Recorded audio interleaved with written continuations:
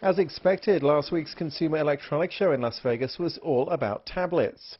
Rival devices to Apple's iPad will be coming out throughout 2011, and with CES over, the shape of the market is looking a little clearer. Some of the biggest buzz at the show was for Honeycomb, version 3 of Google's Android operating system and the first developed for tablet PCs rather than smartphones.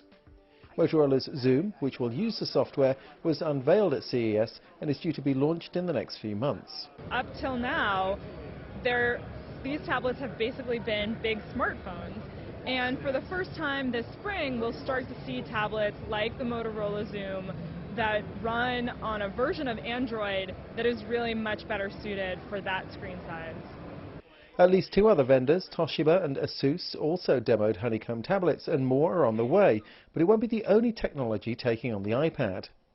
Research in Motion, which makes the Blackberry smartphone, has its Playbook that runs on a proprietary platform, and Hewlett-Packard has promised a tablet based on the WebOS software it purchased from Palm. We see this becoming a three-horse race pretty quickly. We see iPad leading, and then Motorola and Blackberry, Research in Motion tablet, duking it out for second and third place.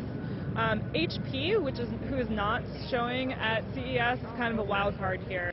The first iPad competitors are due to hit shelves in the next few months, by which time many expect Apple will have announced an update for its tablet.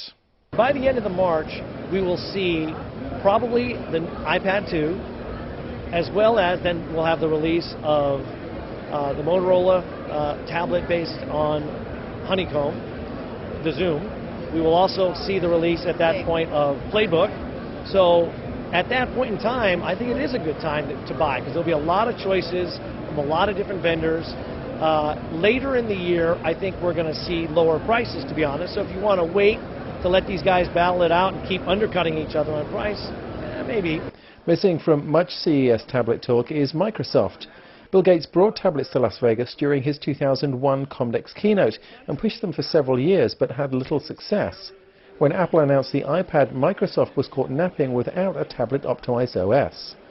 Windows 7-based tablets were on show at CES, but that operating system isn't designed for tablet PCs. Windows offers a very rich computing experience, but on a touch-first tablet, consumers are expecting something different. So it might not meet consumers' expectations at this early point.